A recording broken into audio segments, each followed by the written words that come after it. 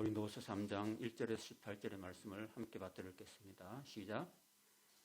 우리가 다시 자천하기를 시작하겠느냐? 우리가 어찌 어떤 사람처럼 추천서를 너희에게 붙이거나 혹은 너희에게 받거나 할 필요가 있느냐? 너희는 우리의 편지라 우리 마음에 썼고 무사람이 알고 읽는 바라. 너희는 우리로 말미암아 나타난 그리스도의 편지니 이는 먹으로 쓴 것이 아니요 오직 살아계신 하나님의 영으로 쓴 것이며 또 돌판에 쓴 것이 아니요 오직 육의 마음판에 쓴 것이라. 우리가 그리스도로 말미암아 하나님을 향하여 이 같은 확신이 있으니 우리가 무슨 일이든지 우리에게서 난 것 같이 스스로 만족할 것이 아니니 우리의 만족은 오직 하나님으로부터 나느니라. 그가 또한 우리를 새 언약의 일꾼 되기에 만족하게 하셨으니 율법 저문으로 하지 아니하고 오직 영으로 함이니 율법 저문은 죽이는 것이요 영은 살리는 것이니라. 돌에 써서 새긴 죽게 하는 율법 저문의 직분도 영광이 있어 이스라엘 자손들은 모세의 얼굴에 없어질 영광 때문에도 그 얼굴을 주목하지 못하였거든. 하물며 영의 직분은 더욱 영광이 있지 아니하겠느냐? 정죄의 직분도 영광이 있은즉 의의 직분은 영광이 더욱 넘치리라. 영광되었던 것이 더 큰 영광으로 말미암아 이에 영광될 것이 없으나 없어질 것도 영광으로 말미암았은즉 길이 있을 것은 더욱 영광 가운데 있느니라.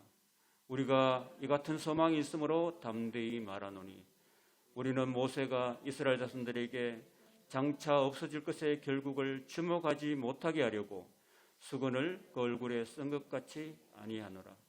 그러나 그들의 마음이 완고하여 오늘까지도 구약을 읽을 때에 그 수건이 벗겨지지 아니하고 있으니 그 수건은 그리스도 안에서 없어질 것이라. 오늘까지 모세의 글을 읽을 때에 수건이 그 마음을 덮었도다. 그러나 언제든지 주께로 돌아가면 그 수건이 벗겨지리라. 주는 영이시니 주의 영이 계신 곳에는 자유가 있느니라.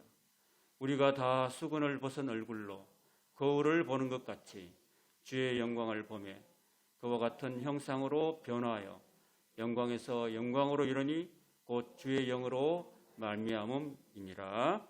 아멘. 봉독한 말씀으로 수건을 벗고 주님을 보라라는 제목으로 하나님 말씀을 함께 나누도록 했습니다.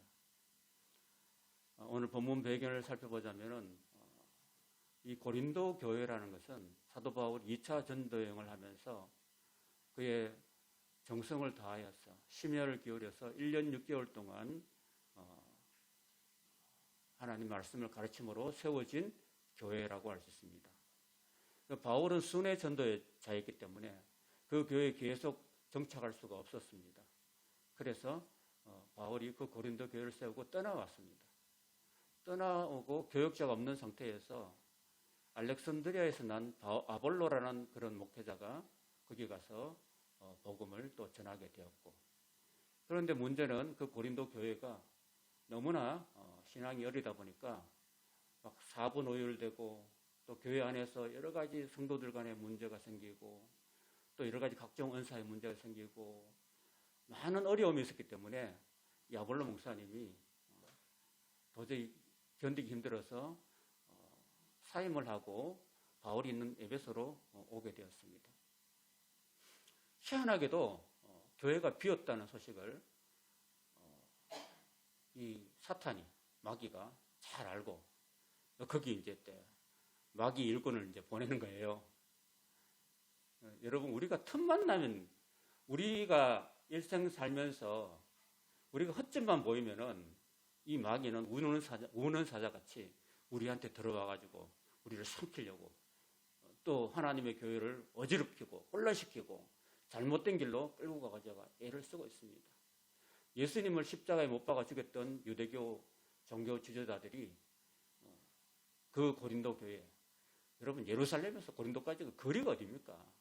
그 먼 거리를 율법 교사를 보내가지고 고린도 교회에 보내가지고 바울이 전한 예수 그리스도의 복음은 헛것입니다. 여러분, 우리는 다시 모세 율법으로 돌아가야 됩니다. 율법을 지켜야지만은 살 수 있고 구원을 받을 수 있습니다. 라는 이런 이야기로 고린도 교회 성도들을 선동하기 시작했다라는 것입니다. 그러면서 바울은 율법을 배반한 사람입니다. 그는 배반자입니다. 그는 프리랜서에 불과하고 그가 전한 복음은 다 가짜입니다. 여러분들은 예수 그리스도를 믿을 것이 아니라 모세 율법을 믿어야만 삽니다. 모세 율법을 지켜야만 구원받습니다. 라고 이렇게 했다라는 것입니다. 자, 이런 소식이 고린도 교회로부터 들려오고 글로의 집으로부터 들려오고 그 목회를 사임한 아볼로 목사님이 건너와서 이런 소식을 전해주자 바울이 그냥 가슴이 타고 애가 탔습니다. 성도들이 생명의 길을 가지 아니하고 삐뚤 길로 가고 탈선의 길로 가고 하니까 바울이 애가 타서 죽을 지경이었습니다. 그래서 고린도후서 10장에서 13장에 편지를 써가지고 내가 다시 가면은 너희들 용서치 않겠다고 그렇게 호통을 치기도 하고, 그래서 결국은 기도를 보내서 고린도 교회를 수습하게 되었습니다. 그래서 그 교인들 중에서 잘못된 사람들이 이렇게 변화되고 회개하고 돌아온 것에 대해서 굉장히 기뻐하면서 고린도후서 1장에서 9장까지 쓰게 되었습니다. 그런데 아직도 그 율법 교사들은 아직도 회개하지 않고 있었기 때문에 그 율법 교사들이 가르쳤던 그 율법과 예수 그리스도의 복음을 이렇게 대조해가지고 비교하면서 그래 다시 한번 이 고린도후서 3장을 통해서 다시 설명하고 있습니다. 율법이 나쁜 것이 아니라 율법은 그냥 구약의 모형이고 그림자고 율법이 가르치는 것은 바로 예수 그리스도라고 지칭하고 있는 것입니다. 여러분, 제가 그림 하나 보여드릴게요. 자, 이게 모세라는 사람이 이렇게 어떤 사람이 할아버지가 달을 가르치죠. 자, 그럼 달을 가르치면 우리가 뭘 봐야 됩니까? 달을 봐야 되죠. 여러분, 이 가르치는 손가락을 보면 돼요, 안 돼요? 우리가 손가락을 봐야 됩니까? 달을 봐야 됩니까? 달을 봐야 되죠. 손가락을 자꾸 보는 게 사람들이 자꾸. 저 손가락은, 이 모세의 손가락이 다섯 개네. 저렇게 사람의 손이네. 할아버지네. 이렇게 하면서 자꾸 손가락 보고 달은 안 보는 거예요. 여러분, 구약의 율법이라는 것은요, 이 손가락에 불과해요, 손가락. 손가락이 가르치는 궁극적인 목표는 대상은 바로 예수 그리스도라는 것입니다. 그래서 이 율법이라는 것은 결국은 예수 그리스도를 가르치는 하나의 손가락에 불과한 거지 그 율법 자체가 생명과 구원을 갖다 주는 것이 아니다라고 바울이 설명하고 있는 것입니다. 사실 여러분, 바울은 아주 율법에 뛰어난 그런 율법 교사였고 바리새인 중에 바리새인이고 유대인 중에서 유대인이었습니다. 그래서 옛날에 처음 바울은 어떤 사람이냐면요, 옛날엔 이름이 사울이었어요. 사울이었는데 이 사람이 예수 믿는 사람들을 죽이고 박해하고 심지어 외국까지 가가지고 굉장히 열심을 가지고 예수 믿는 사람들을 잡아가지고 옥에 넘기려고 죽이려고 그렇게 애썼던 사람이에요. 그렇게 유대교에 열심히 했던 사람인데 그가 외국 다메섹이라는 곳으로 그 군사들을 데리고 예수 믿는 사람들을 잡으려고 가는 도중에 누가 나타났냐면은 바로 부활하신 예수님께서 그에게 나타나신 거예요. 그래서 사울아, 사울아, 왜 네가 나를 핍박하느냐 이렇게 이야기하신 거예요. 그러니까 사울이 주여 누구십니까? 이렇게 하니까 나는 네가 핍박하는 예수다 이렇게 말씀하신 거예요. 그래서 부활하신 예수님께서 바울에게 나타나셔서 네가 그렇게 강조하는 유대교 율법 그 율법은 바로 나를 가리키는 것이다. 너는 그동안 이제 율법을 위해서 이렇게 열심을 내고 율법이 가르치는 예수 그리스도가 바로 난데 네가 나를 지금 핍박하고 있구나. 정신을 차려라. 율법의 궁극적인 목적은 바로 나다. 예수 그리스도인 나다. 십자가에 죽고 율법으로 바로 정죄됐던 인간들을, 죄인들을 구원하는 그 구원자가 바로 나 예수 그리스도라는 것을 가르쳐 줬다는 것입니다. 그래서 거기서 바울은 꼬꾸라지고 180도 삶이 전환되어서 이제는 율법의 선생님이 아니라 복음의 전도자로 거듭나서 온 땅에 온 땅으로 나가서 그에게 예수 그리스도로 받은 그 복음을 생명을 다해서 교회를 세우고 복음을 전하는 그런 사람이 되었다는 것입니다. 그래서 오늘은 어떻게 보면은 그 고린도후서 3장에 나오는 내용들은 주로 뭐냐 하면은 율법은 불완전하다. 오직 복음이 완전한 것이다. 라는 이야기를 하고 있는 거예요. 그래서 1절부터 3절까지 우리가 읽은 중에서 1절부터 3절에는요. 그 거짓 율법 교사들이 종이 위에 쓴 인간의 추천서를 갖고 있었다면은 바울은 그리스도께서 직접 쓰신 하나님께서 직접 영으로 쓰신 그리고 종이가 아니라 고린도 성도들의 마음속에 새긴 그 추천서가 진정한 추천서라고 말하고 있는 것입니다. 그래서 교인들이 바로 성도들이 예수 그리스도의 추천서라는 거예요, 여러분. 자, 그러면은 오늘 저와 여러분 성도제, 우리 교회 성도들이잖아요. 그죠? 성도들의 마음속에 누가 우리에게 하나님 말씀을 새겼냐면은 하나님의 영이, 하나님의 성령께서 우리 마음속에 하나님 말씀을 새기는 거예요, 여러분. 옛날에는 돌에 새겼어요. 하나님께서 시내산에서 40일 동안 금식기도 하던 모세에게 하나님께서 두 돌판에다가 십계명을 적었어요. 그래서 모세에게 줬다는 겁니다. 그런데 그 돌판에 새긴 그런 율법의 말씀, 십계명의 말씀은요, 사람들의 마음속에까지는 못 들어갔어요. 그런데 예수님께서는 하나님의 영을 통해서, 그리스도의 영을 통해서 저와 여러분의 마음속에다가 하나님 말씀을 새겨 주신 것입니다, 여러분. 그래서 우리는 어디다가 말씀을 새겨야 됩니까? 여러분 마음속에, 내 가슴 속에 하나님 말씀을 새기는 거예요. 누가 새깁니까? 내가 새기는 게 아니고 하나님의 영이, 하나님의 성령께서, 저는 이렇게 전달자에 불과하고 그 하나님 말씀 자체가 여러분 마음속에, 가슴 속에 새겨져야 됩니다. 그러면 종이에 먹물로 쓴 것이 아니라 하나님의 성령께서 여러분 마음속에 새기는 거예요, 여러분. 그게 더 귀하지 않습니까? 돌에 새겨놓은 거는 들고 다니기도 힘들지만은 여러분 마음속에 새겨놓으면 여러분 자체가 하나님의 성전이에요. 여러분 하나님 성전 속에, 여러분 마음속에 하나님께서 바울을 통해서 전한 그 복음의 말씀을 하나님께서 성령의 감동을 통해서 여러분 마음속에 하나님 말씀을 새기고 하나님의 복음을 새겨주시고 하나님의 사랑을 새겨주시고 하나님의 성령의 감동으로 새겨주신다는 겁니다. 믿음의 말씀으로 새겨주시는 것입니다. 그러면 저와 여러분은 그리스도의 그런 편지가 되는 거예요. 그리스도의 추천서가 되는 거예요. 내가 하나님의 말씀을 받은 사람으로서 나는 이제 내 안에 하나님의 영이 있고 하나님의 그 말씀이 내 안에 살아있기 때문에 나는 내 자신이 그리스도를 대변하는 광고판이 된다는 거예요, 여러분.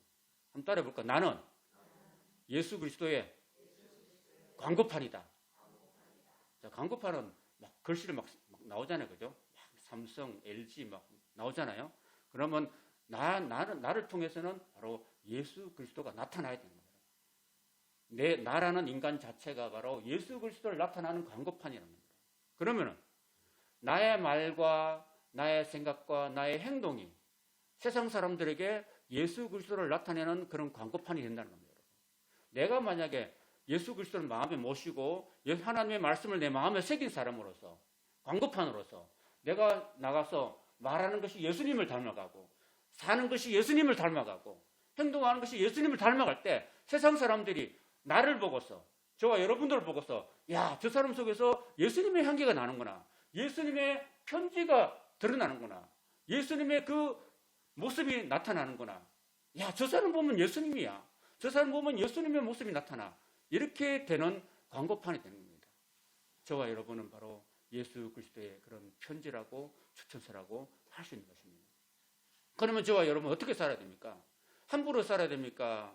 마음대로 나쁜 짓을 하거나 나쁜 말을 하고 살아야 됩니까? 아니면 예수님을 닮아가는 삶을 살아야 됩니까? 예수님을 닮아가는 삶을 살아야 돼요. 그러나 우리는 항상 우리 인간으로 살아가려면 힘이 들어요. 힘이 들어요. 그러니까 누구의 힘을 얻어야 되느냐? 성령의 힘을 얻어야 됩니다. 그래서 우리는 옛날에 그 율법 전문에 새긴 그런 그 문자가 아니라 하나님의 성령의 도우심을 받아야지만이, 성령의 도우심을 받아야지만 우리가 우리 속에 예수님의 모습을 닮아갈 수 있는 그런 능력이 생기는 겁니다. 그래서 우리는 항상 기도해야 되고, 기도를 통해서 하나님이 성령을 보내주셔서 성령의 능력을 통해서 우리가 예수님을 나타내는 예수님을 닮아가는 삶을 살게 되는 것입니다. 그래서 올 한 해 2023년 살아가면서 항상 성령을 내 삶의 원동력으로 힘으로 모시고 성령의 기름으로 충만함 받고 올 한 해를 성령에 의지하여서 성령이 주시는 힘을 가지고 성령이 주시는 능력 가지고 성령이 주시는 지혜를 가지고 힘있게 내 힘이 아니라 하나님의 힘으로 내 능력이 아니라 하나님의 능력으로 승리하시는 우리 교회 성도님들이 다 되시기를 주님의 이름으로 축복합니다.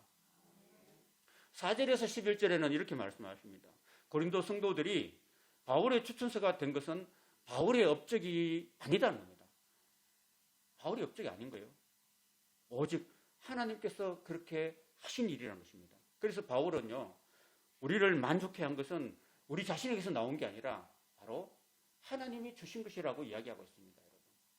그래서 항상 우리는 어떤 삶의 이 바울의 자세를 배워야 될 필요가요. 우리가 잘나고 잘 먹고 행복하게 사는 것은 내가 잘나서 사는 거야. 내가 열심히 해서 사는 거야.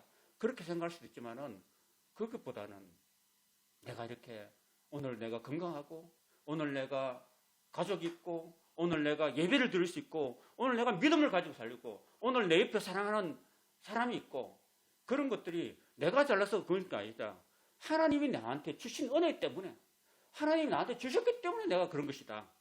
라는 생각을 갖고 살아야 됩니다. 그래서 항상 내가 교만하지 않고 항상 내게 주신 모든 것이 다 하나님께서 주신 것이다 라고 여기고 하나님께 감사하고 하나님께 영광을 돌리는 그런 삶의 자세를 가지고 올 한 해를 살아가시기를 축원합니다.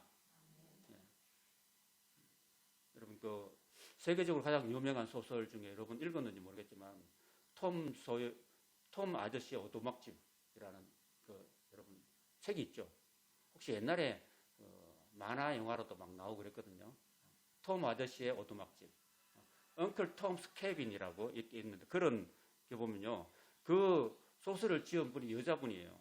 해리어드 비츠 스토어라는 여사였는데 그 톰 아저씨의 오두막집이라는 소설이 탁 등장하자마자 세계적으로 유명한 그런 그 소설가나 문필가나 문학가들이 정말 극찬을 했습니다. 여러분. 이 소설이야말로 정말로 최대 인류 역사상 가장 위대한 그런 소설이다라고 막 칭찬을 하고 막 찬미를 했습니다. 그러니까 막 이 스토어 여사가 막 너무 이렇게 막 뭐랄까요? 막 이렇게 막 자만심이 생길 정도로 막 많은 사람들이 극찬을 해줬었습니다. 근데 그 스토어 여사는 하나님을 믿는 그런 그 분이었는데 그는 이렇게 말합니다. 아닙니다. 이거는 제가 이렇게 잘 쓴 것이 아니라 내 마음속에 하나님께서 자꾸 그림을 보여주시고 자꾸 이렇게 생각을 떠오르게 해주셔가지고 나는 그냥 주님이 주신 그런 영감을 가지고 그냥 받아 적은 것뿐입니다.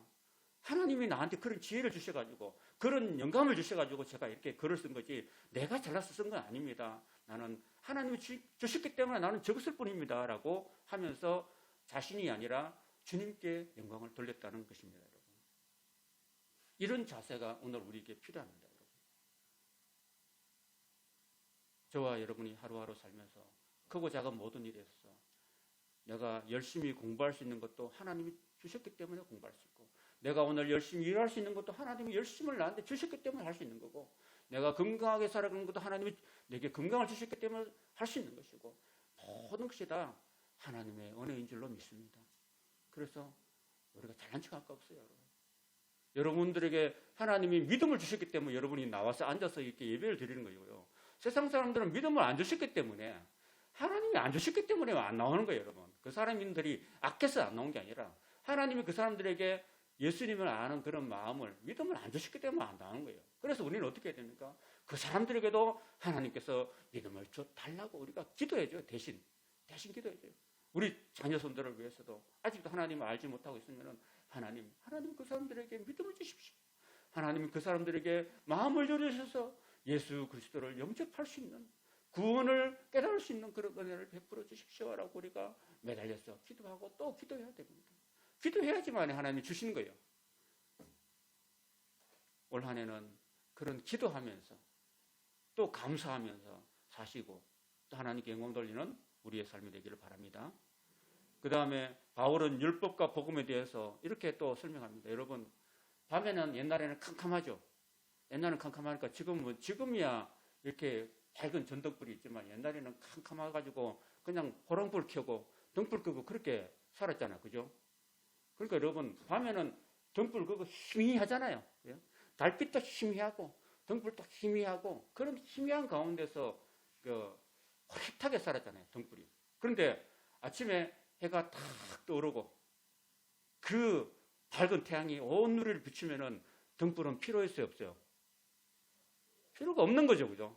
이 대낮에는 등불이 필요 없죠? 예, 환한 태양빛이 온 세상을 다 비추니까. 그와 마찬가지로 바울이 그렇게 말합니다, 여러분.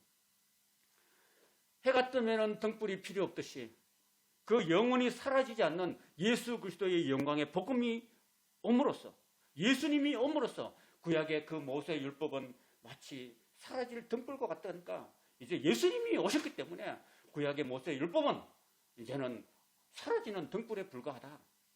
그래서 율법은 역할을 충분히 다 한 것이다라고 이야기를 하고 있는 것입니다. 그 이야기가 4절에서 11절에 있는 것입니다. 그리고 마지막으로 12절에서 18절까지는요. 그 율법이 수군이 돼가지고 유대인은 그 수군이 착 얼굴에 딱 내리잖아요. 여러분 예수님 모세가 시내산에서 40일 동안 금식 기도를 2번 했어요. 2번 하는 중에 하나님께서 십계명 두들판에서 새겨가지고 하나님이 손수 친히 새겨가지고 십계명을 주셨거든요. 그 하나님과 모세가 40일 동안 딱 대면했습니다. 대면해가지고 40일 동안 지내다 보니까 하나님과 딱 40일 지내보니까 모세 얼굴이 어떻게 되냐면은 모세 얼굴이 막 빛이 나는 거예요. 모세 얼굴이 번쩍번쩍 빛이 나는 거예요. 여러분 우리가 하나님하고 더 가까이 하고 기도하는 사람은 얼굴이 어두울까요? 밝을까요? 그것만 봐도 알겠죠? 그 사람 얼굴이 늘 우중충하고 늘 저기압이고 늘 컴컴하면 그 사람은 하나님과 가까울까요? 마귀하고 가까울까요? 내 얼굴은 어떨까? 내 얼굴은 컴컴하고 늘 우중충할까? 아니면 늘 환하고 밝을까? 이 전등불처럼. 내가 하나님하고 멀어지면 나는 어두워져요. 그럼 모세는 40일 동안 하나님하고 대면하면서 있으니까 얼굴에 빛이 나니까 사람들이 해같이 빛나니까 모세 얼굴을 못 본 거야. 못 보니까요. 그 사람들이 앞에 모세가 이 율법 두들판을 딱 들고 내려오니까 얼굴이 번쩍번쩍 빛나니까 사람들이 눈이 부셔서 못 보는 거예요. 이 헤드라이트도 내가 오래 보는 게 눈이 어두워 막 비치거든요. 그러니까 어떻게 해야 돼요? 수건으로 딱 가려야 되죠. 그죠? 수건으로 딱 가려. 그래서 모세 얼굴을 수건으로 딱 가렸습니다.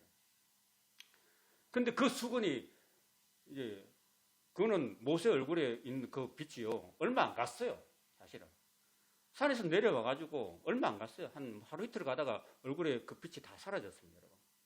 여러분. 사라졌는데 그 수건이 계속 있다고 생각해 가지고 그래서 그 율법 자체가 이스라엘 백성들에게 수건이 돼 가지고 수건을 딱 가려버리니까 안 보이는 거예요. 이제는. 안 보이는 거예요. 이제는. 아무것도 안 보이는 거예요. 예수님이 안 보이는 거예요. 그래서 유대인들은 그 율법에 사로잡혀 가지고 예수님을 알아보지 못했습니다. 하나님의 아들이 이 땅에 오셨어요. 유대인의 자녀로 오셨어요. 이스라엘에. 오셨는데 그 율법이라는 게 수건에 다 가려져 있으니까 율법으로 다 가려져 있으니까 그 유대인들이 저 종교 지도자들이 대제사장들과 장로들과 서기관들과 바리새인들조차도 그 똑똑했던 사람들이 유대인들이 예수님이 영광의 그리스도라는 것을 알지 못하고 예수님을 십자가에 못 박아서 죽이고 말았습니다. 여러분.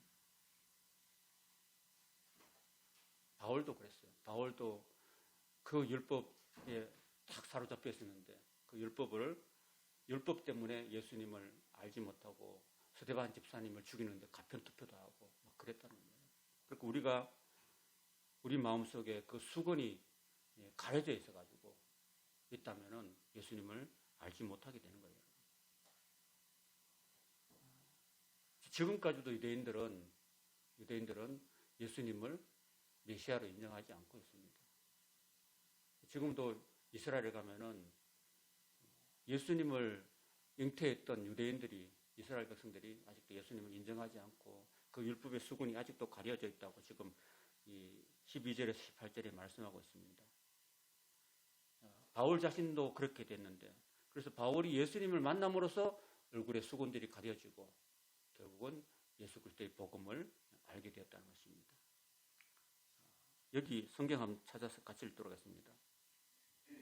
16절, 14절부터 같이 한번 읽겠습니다. 14절부터 시작. 그러나 그들의 마음이 완고하여 오늘까지도 구약을 읽을 때에 그 수군이 벗겨지지 아니하고 있으니 그 수군은 그리스도 안에서 없어질 것이라. 오늘까지 모세의 글을 읽을 때에 수군이 그 마음을 덮었도다. 그러나 언제든지 주께로 돌아가면은 그 수군이 벗겨지리라. 주는 영이시니 주의 영이 계신 곳에는 자유가 있느니라. 우리가 다 수군을 벗은 얼굴로 거울을 보는 것 같이 주의 영광을 보며 그와 같은 형상으로 변하여 영광에서 영광에 이르니 곧 주의 영으로 말미암음이니라. 그랬습니다. 여러분, 우리가 이 얼굴의 수군을 벗기려면요, 주의 영이 우리한테 오셔야 됩니다. 우리가 같이 불렀던 찬양 있잖아요. 주의 영이 계신 곳에 참 자유했다. 우리의 그 어두운 그 눈을 밝힐 수 있는 것은 바로 하나님의 영, 주의 영이 오셔야 됩니다. 그 율법에 사로잡혀 있으면 그 율법은요, 그 사람을 자꾸 죄를 정죄하기도 하고 인간을 죄인으로 못 박아서 더 이상 어떻게 할 수 없는 그런 입장으로 만들어가고, 율법을 아무리 지키려고 해도 우리가 지난주에 공부했듯이 인간 자체가 타락해서 더 이상 어떻게 할 수가 없어요, 여러분. 어떻게 할 수 없는 존재예요. 타락한 존재이기 때문에. 하나님의 율법을 다 지키려고 해도 안 돼요. 안 된다니까요. 그거 안 돼. 왜 안 되느냐? 인간이 죄인이기 때문에 안 된다. 그래서 율법은 죄를 깨닫게 해주는 역할만 하는 거예요. 그 율법 자체가 우리를 구원으로 인도하지 못해요, 여러분. 그거를 구약이 가르쳐주고 있습니다. 그러면 구약이 옛 언약이면은 신약은 새 언약이에요. 바울은 새 언약의 일꾼이 되었는데 그 새 언약은 어떻게 되느냐면은 바로 주의 영이, 하나님의 영이, 하나님의 성령께서 우리를 깨우쳐 주셔가지고 우리에게 능력 주셔가지고 우리가 인간으로 할 수 없는 그 일을 초월하게 해줘가지고 우리가 성령을 통해서 진정 예수님을 구주로 영접하게 되고 우리 마음속에 성령으로 말씀해 주시고 성령을 통해서 우리를 구원해 주시고 성령의 능력을 통해서 우리가 놀라운 변화된 능력의 삶을 살아갈 수 있다는 것을 우리에게 말씀하고 계십니다. 저와 여러분들 혹시 우리 아직도 마음에 그런 수건이 가려져 있다면 주의 영을 주께로 돌아오면 우리가 읽었던 16절 말씀 언제든지 주께로 돌아오면 한번 따라합시다. 언제든지 주께로 돌아오면 뭐가 벗어진다고요? 그 수건이 벗겨진다고 했습니다. 수건이 벗겨진다. 어떻게 해야 되냐면 주님께로 돌아가면 되는 거예요. 우리가 하나님께로 돌아가면 우리가 죄인이라는 사실을 깨닫고 우리를 위해서 십자가에 죽으시고 우리를 다시 살리기 위해서 부활하신 그 주님을 나의 구주로 영접하고 그 주님께로 돌아가고 그 주님을 나의 구주로 모셔드리고 나의 삶의 주인으로 모셔드리고 그 주님 뜻대로 살고 그 주님 안에서 살고 성령 안에서 살고 말씀대로 살고 말씀 붙들고 살고 이렇게 하면은 우리에게 수건이 다 벗겨져 나가고 우리는 주님 안에서 수건을 벗은 얼굴로 18절 마찬가지로 우리가 다 수건을 벗은 얼굴이 되고 수건을 벗으니까 뭘 볼 수 있습니까? 거울을 보는 것 같이 그리스도의 영광을 주의 영광을 볼 수 있는 그런 사람이 됩니다. 그래서 그 같은 형상으로 자꾸 이렇게 보면은요 그 사람을 닮아가는 거죠. 자꾸 뭘 보면 그 사람 닮아가요. 우리가 예수님을 자꾸 보면은 그 예수님의 아름다운 모습 우리가 닮아가게 되는 거예요. 그래서 같은 형상으로 변화되는 겁니다. 그 변화돼서 그리스도의 영광에서 영광으로 이르게 되는 것입니다. 올 한 해는 우리 수건이 다 벗어서 항상 주님을 바라보고 주님의 영광의 주님을 바라보고 그 영광의 주님을 닮아가고 그 영광에서 영광으로 이르고 성령으로 말미암아서 그런 삶을 살아가는 저와 여러분의 2023년도가 되시기를 주님의 이름으로 축원합니다.